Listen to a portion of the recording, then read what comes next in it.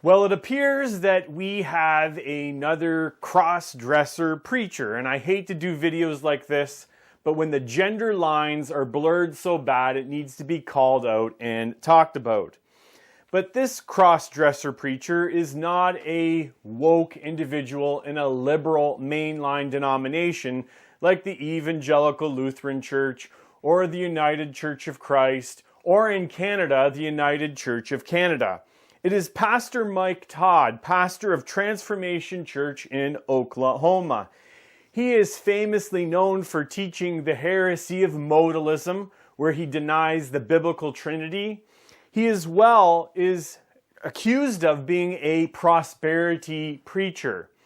But he is also accused of being very light on the topic of gender, sexuality. And here we have a clip where he just wishes that there would be a middle ground and other than in the kingdom from a sermon 2 years ago. Let's give it a listen. God decided male and female.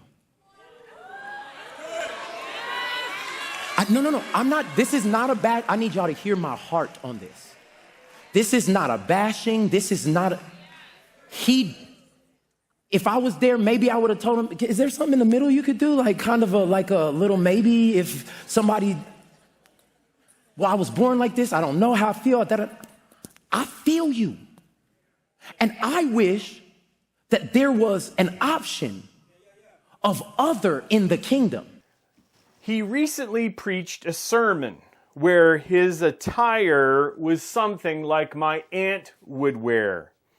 And I know that this sermon was on the mustard seed and he was going for that bright yellow mustard color, but I think he got a look that maybe wasn't well accepted in the Christian community, and any biblically minded person would say, hey, this attire is very off. He was certainly here going for the feminine look, so let's look at a bit of this sermon and his outfit. Things that I'm believing. I have seen God take my mustard seed faith and turn it into the building you're sitting in.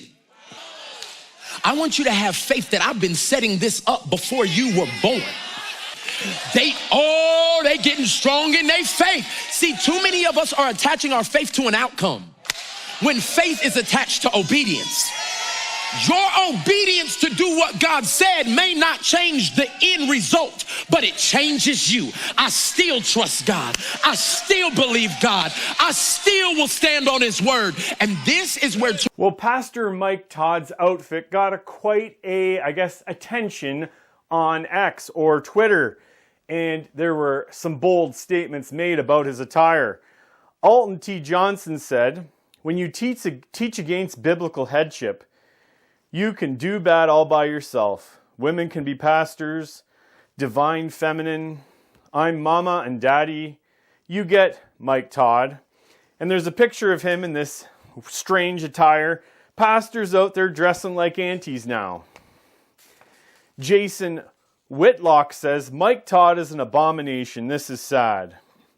IBNW says, Mike Todd dressing like that is a problem. Christians shouldn't blur gender lines or play into worldly confusion. This isn't holiness. Just one of the many treason. The Mike Todd should not be taken seriously on any level as pastor. Certainly this outfit is a women's outfit. I don't know any guy that dresses like this. The shoes are snake boot high heels, which is very feminine. The top is a woman's top. The pants are something that grandma would wear. It's clear that Mike Todd is trying to blur these gender lines and create confusion. But I thought I would leave with a 6-point Ask Pastor John. Now, in this video, he's counseling parents against cross-dressing, but this applies to this situation. All the points are the same, just put in Pastor Mike Todd, where he's speaking about parents. 6 points why people should not cross-dress. Thanks for watching, and God bless.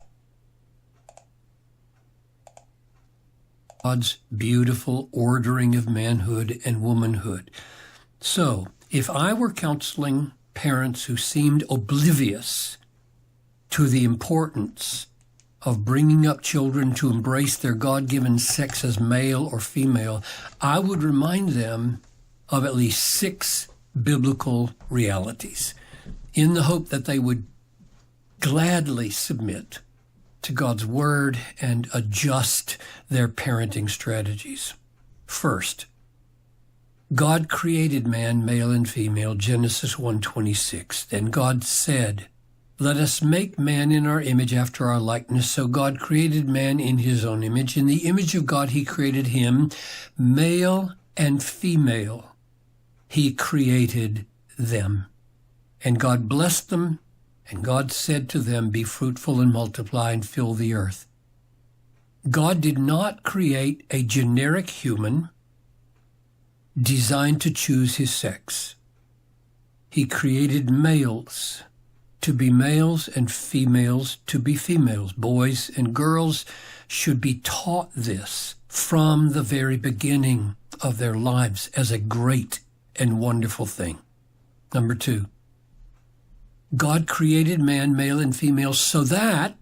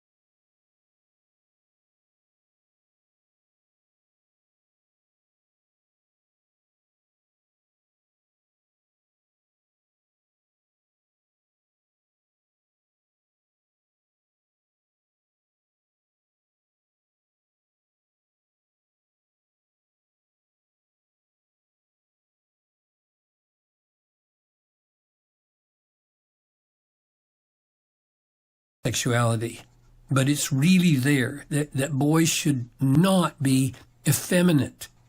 They should move against culturally confusing hairstyles, for example, in 1 Corinthians 11:14. And it warns men and women against cross-dressing in Deuteronomy 22:5. So these cultural symbols of what manhood is and womanhood is become significant. Number 5, therefore, parenting should take all of this into account because Ephesians 6:4 says, "Bring up your children in the discipline and instruction of the Lord." And that instruction, as it regards sexuality, includes at least these previous 4 points. And finally, number 6, we should help the parents feel there is a special urgency about these things in our day, and that if they don't help their children in a natural and happy way to grow up into mature manhood or mature womanhood, they may be serving a wave of cultural rebellion against God that is not only destructive to their children, but to the world at large. Now, of course, let me say again, that we come to parents first with questions for the sake of understanding, not first with